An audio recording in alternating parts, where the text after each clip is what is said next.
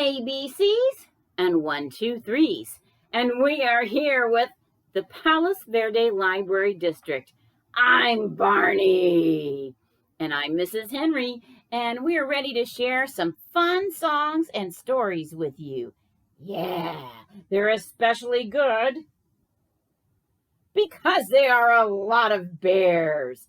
We do have a lot of bears today, Barney, including you.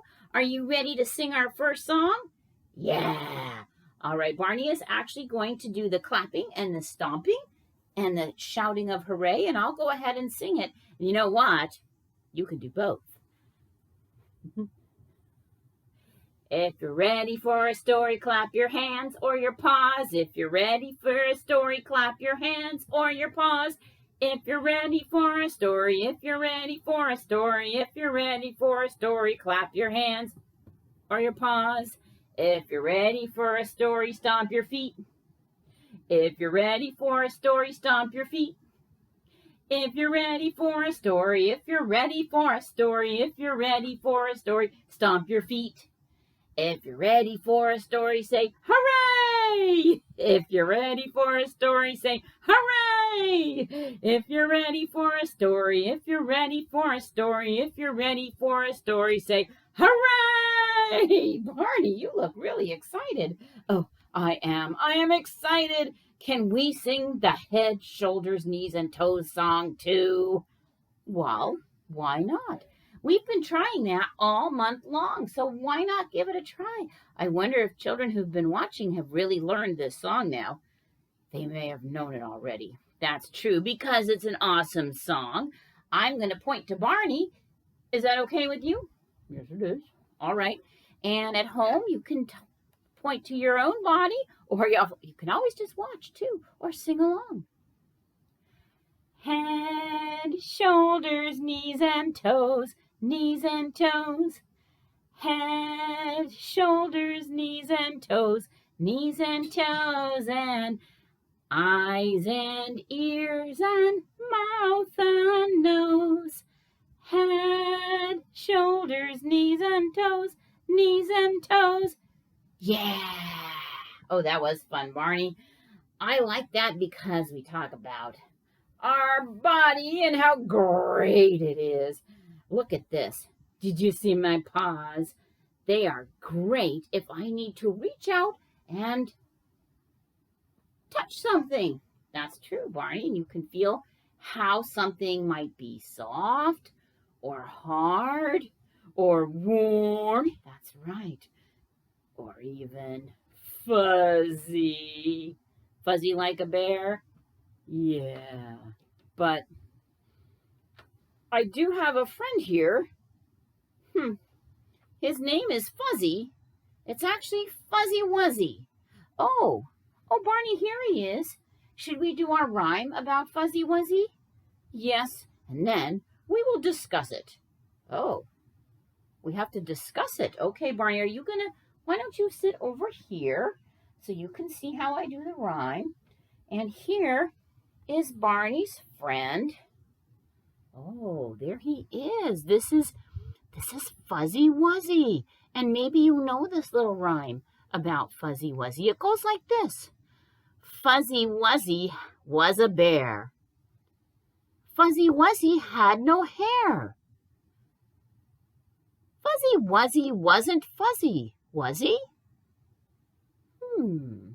He doesn't have any hair. Maybe I should try this again. I'm not quite sure I'm getting this rhyme. So let's try this again. Let's see. Fuzzy Wuzzy was a bear. Fuzzy Wuzzy had no hair. Fuzzy Wuzzy wasn't fuzzy, was he? Well, I think I see why Barney wanted to discuss this. So let's take a look at Barney. Yeah, look at me. I am fuzzy. I have hair. And this is Fuzzy Wuzzy, who is not fuzzy and who has no hair. You know what? We're both cute. That's true. And there's something else that is interesting. Although Fuzzy Wuzzy isn't fuzzy, do you know what? if I touch him with my fingers, I see he is very soft. Do you know who else is soft? Is it me? Yes, it is. If I touch Barney, I can feel that he is soft. Wow! What other things feel soft? Well, pillows, cotton balls, fabric like silk. Soft things sound great. Well, sometimes they're great, but it is possible that sometimes things can be a little too soft. That's a bit surprising, but it makes me think of a folk tale. It's one of my favorites, and it's one of Barney's favorites too, because it has 3 bears in it.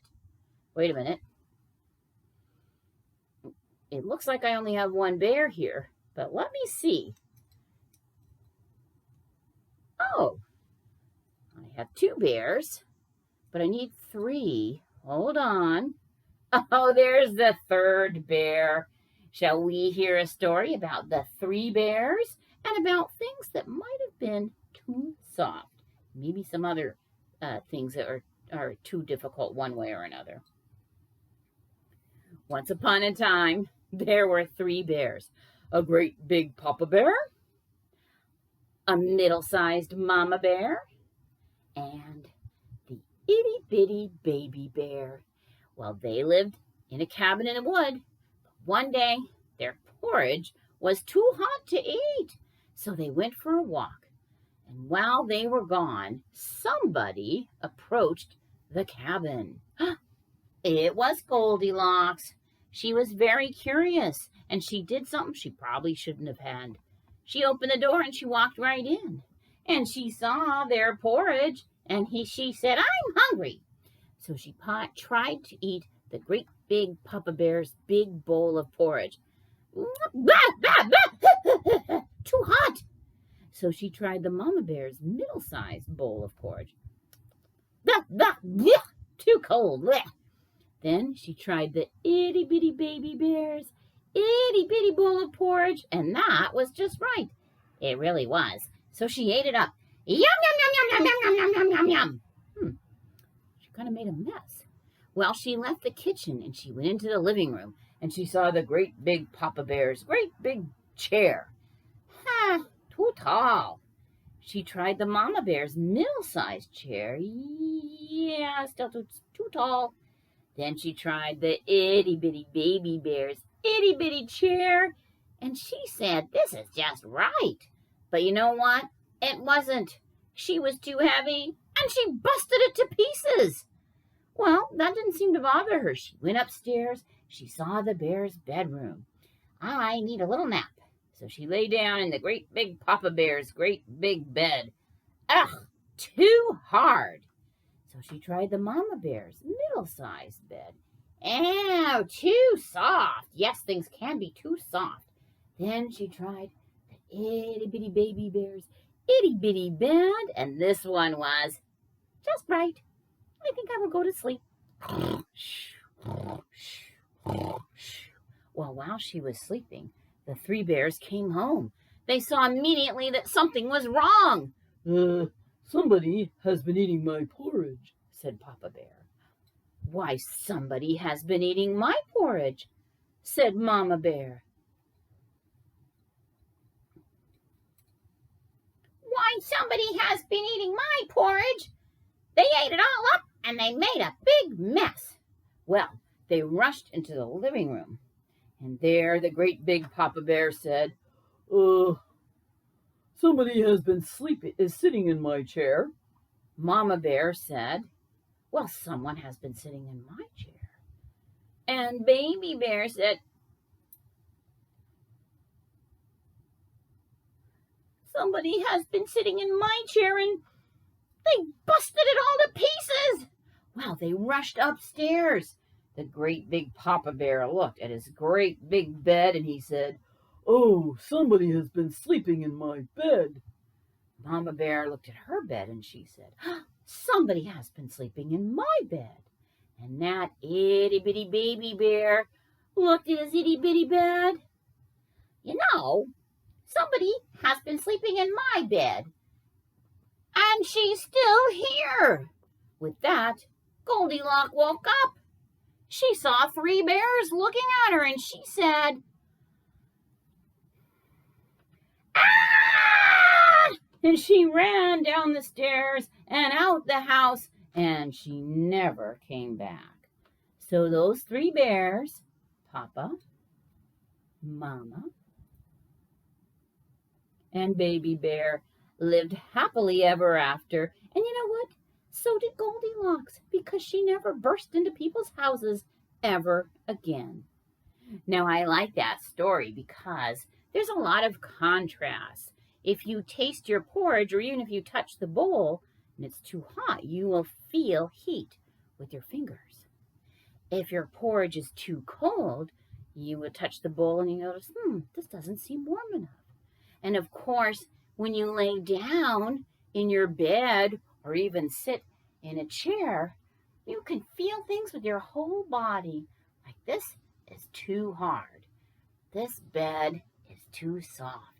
And so that, in the story Goldilocks, is kind of how we use our bodies to kind of understand how our world is, isn't it?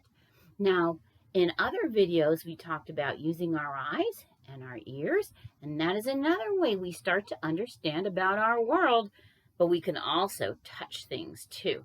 And in fact, we like to use our fingers the most. But remember, when you're touching something, you should be careful. You don't want to touch something that is sharp or something that is hot. And if you need to touch someone else, you should really ask them first. Don't just go hugging someone. Maybe they don't feel like they want to be hugged. But there are some things you can do. And, I always talk about, after story time, you can go outside and take a walk, maybe in your park or your backyard.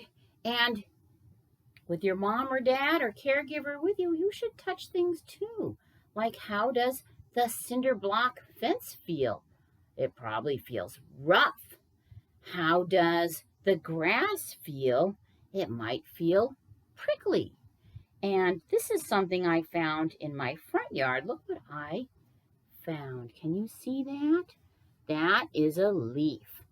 And this leaf, when I touch it, it feels smooth on one side, and on the other side, it feels a little bumpy. So you can try things like that, and you can even do something really fun. You can do a leaf rubbing. If you put this down and you put a sheet of paper over it, then you can rub it with a pencil or a crayon, and you might even see that you have a leaf colored. You can even use something very rough. This is made of sandpaper, even though it looks like a leaf. This is super rough. If I held this against my head, I would find how rough it was too. So remember, there's lots of things that you can feel with your fingers and notice, is it rough? Is it smooth? Is it soft? Is it hard? Is it fuzzy? Or is it hairy? Or is it soft and cuddly like Fuzzy Wuzzy? So don't forget to try all those things. And oh my goodness, are we at the end of story time already? Barney, you gotta come back here. Here he is. He and Fuzzy Wuzzy were listening to that story. They really liked it. We really did.